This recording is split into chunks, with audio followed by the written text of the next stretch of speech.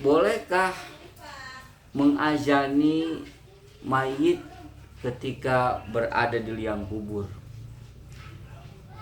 Maka jawabannya di dalam kitab fikih I'anatul Thalibin jilid 1 halaman 230 bahwasanya mengazankan jenazah, mengazankan mayit ketika berada di liang kubur atau di dalam kubur itu tidak disunahkan.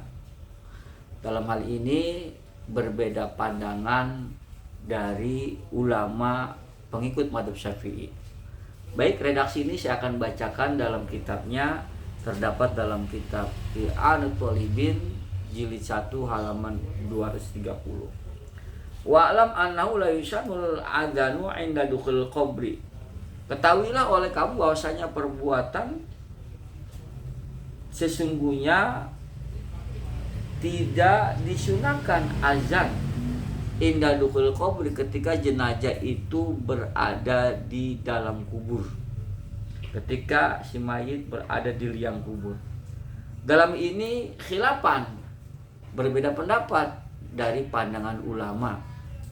Qala ulama berpendapat binisbati qiyasan li khurujihi, bahwasanya bolehnya si jenazah, si mayit diazankan ketika berada di liang lahat itu hasil kias ketika seseorang lahir di dunia, baru lahir masuk ke dunia itu diazankan oleh orang tuanya. Seperti kita melihat ada bayi yang diazankan ketika bayi yang baru lahir diazankan di telinga sebelah kanan, kemudian dikomatkan di telinga sebelah kiri. Kita sudah menyaksikan.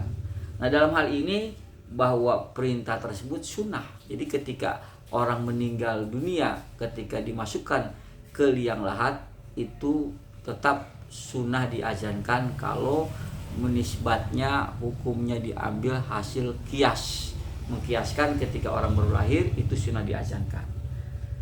Tetapi qala Ibnu Hajarin waradatuhu fi syahril ubab, kata Ibnu Hajar, saya menolaknya walaupun hasil kias.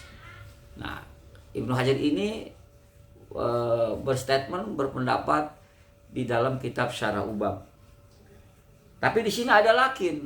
Setiap ada kalimat lakin, dimunculkan kalimat lakin setelah kalimat tersebut, maka itu termasuk qaul mu'tamad. Lakin idza wafaqa inzalahu al-qabru adzanun khaffafa anhu. Tetapi kata Ibnu Hajar walaupun tadi menyatakan tidak sunnah, tidak disunahkan, tidak sependapat dengan hasil kias, tetapi dia menyepakati bahwasanya adzan itu disepakati bahwa adzan itu ketika turunnya si jenazah ke alam kubur, dimasukkan ke kuburan, diazankan, itu khaffafa anhu, akan maka azan yang diazankan oleh seseorang kepada si mayit, azan tersebut adalah mengeringankan si mayit bisuali, di dalam pertanyaan malaikat mungkar wa nakir. Di sini ada alif lam, asalnya adalah dia membuang mudhof ilaih. Mudhof ilaih itu mungkar nakir, maka kemudian diganti dari menggunakan alif lam bisuali. Jadi iwadun anil mudhof, jadi dia pengganti dari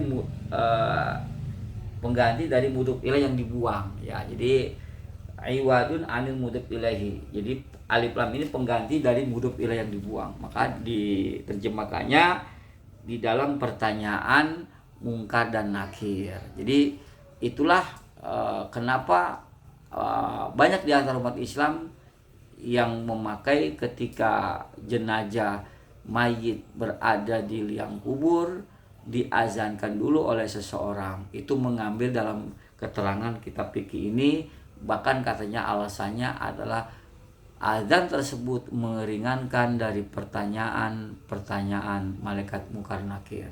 Tetapi ketika ada umat Islam yang tidak menggunakan pendapat ini, seperti ada umat Islam yang tidak melakukan azan atau mengazankan saudaranya ketika meninggal dunia berada di alam kubur tidak diazankan, tidak ada masalah.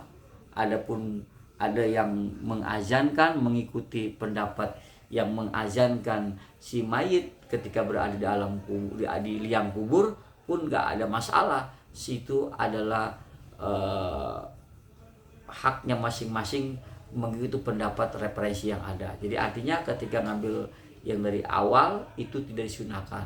Ketika melihat perincian lagi dari pendapat Ibnu Hajar, sekalipun beliau tidak berpendapat dari hasil kias bahwa kias terhadap seseorang yang baru lahir diazankan sunnah, maka ketika dia meninggal dunia berada di liang kubur itu pun sunnah diazankan. Itu kata Ibnu Hajar, warodat tuhu, saya menolaknya.